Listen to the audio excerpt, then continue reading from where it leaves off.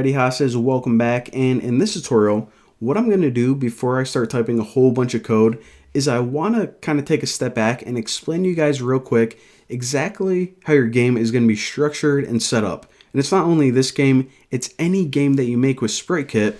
This is how it's kind of all put together. So whenever you're making a game, it's going to be broken up into a bunch of different screens. For example, you're going to have your welcome screen, you might have a jungle level, you might have a space level, you might have, I don't know, like the ending credits whenever the user beats the game. Now each of these screens is technically called a scene in SpriteKit. It's pretty easy to follow along if you did any app development before. So of course, each screen or scene is broken up into two parts, your user interface. And in SpriteKit, these are called the SKS files. They stand for SpriteKit scene. So this is pretty much what the user sees. And if you scroll out, and you can zoom out by clicking this button in the bottom right,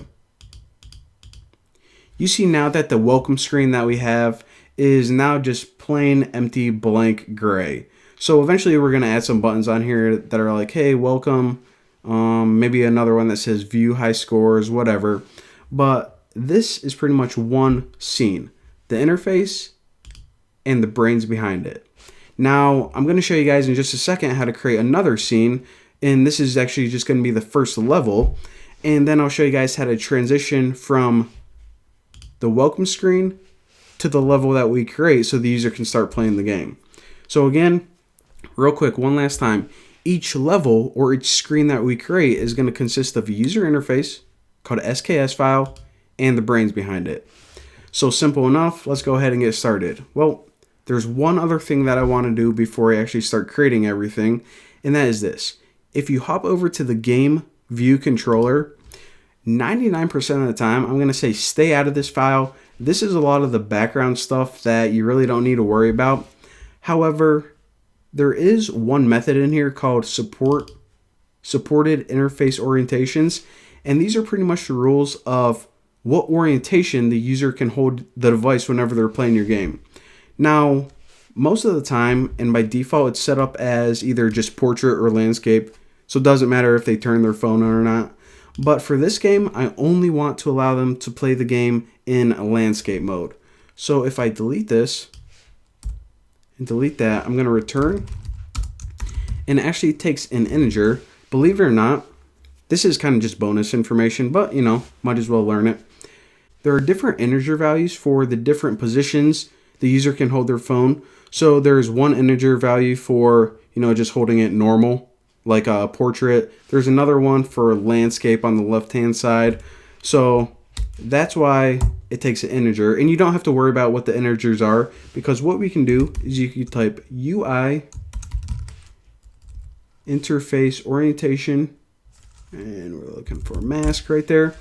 And what you can call is landscape left, which pretty much if the user tilts it 90 degrees, so it's widescreen to the left, and we can just get the raw value of this. So again, the integer value, is it 6, is it 1, is it 0? It really doesn't matter. We just have to return whatever this value is, and what we're pretty much saying right here is the user can only play this game when they're holding their device like landscape mode, widescreen mode. Once that is taken care of, we can go ahead and start setting up the welcome screen. Now let's hop over to gamescene.sks. This is the welcome screen, the very first scene that the user sees. And right now it's just gray, boring. And to be honest, we're not going to be spending a whole bunch of time here, because all this welcome screen is going to say is pretty much like welcome to the game, tap to play. And whenever they tap it, it's going to take them to the actual game. That's where we're going to be doing most of the work. But for right now, again, select this SKS file and zoom out. And first thing, change this is gray, because I really hate this boring gray color.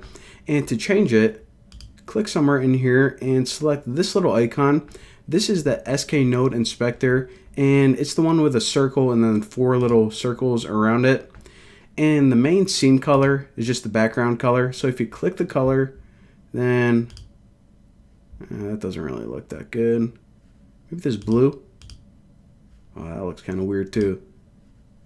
Alright, let's go with let's go with this orange. Why the heck not? And let me close out of there. Now after that, what I want to do is I just want to add a label to the screen. So if you select this little icon, this is the object library. And again, like I said, most of the time, whenever we're making an actual level, we're going to be adding all of the objects, which are like our characters, the enemies, the explosions. We're going to be adding all of those through code. But since this is just a really simple welcome screen, we can just do this with the interface builder. So I'm just going to take a label right here, drag it out, stick it in the middle. And for the text, I'll just say like a Bucky Blaster, and I'll say tap to play. So cap those. Tap to and hit enter. Alright, so that is the hardest text to read in the world. So the first thing I want to do is change the color to black. So again, select this node. And by the way, a node is pretty much any object on your screen. It can be a label, it can be your main character, it can be the bullets, the enemies, the blocks that they're shooting at. Whenever I say node, I pretty much mean just an object on your screen. Anyway, select this label, and for the color, just change it to black. Now to style the font, if you go up to font and you click this little T icon to the right, then it can allow you to customize it. And it pretty much doesn't matter how you style it. I'm just making it a little bit easier to read. So the first thing I want to do is change it from ultra light to, I don't know, maybe bold. That looks pretty good. Maybe not that bold. Maybe just regular. Alright, that's a little bit better. And maybe 48. No. Let's go with 36. 36 was alright. Alright, so this is our welcome screen. We pretty much have a label. Pretty cool. Now the last thing I actually want to do is I want to change the name of this. So again, click your label again. Make sure it's selected. And for the name of it, I would just want to change it to intro label. And hit enter.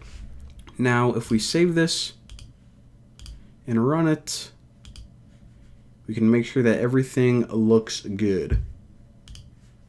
Alright, and you saw that by default, remember whenever we first loaded that plain template project that we can click and it made spaceships, it was in portrait mode.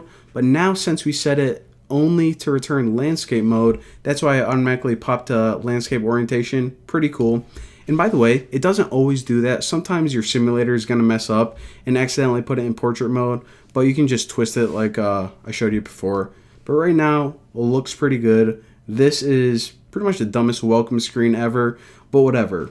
And of course, whenever we tap, nothing happens because we didn't go in the brains and add any functionality yet.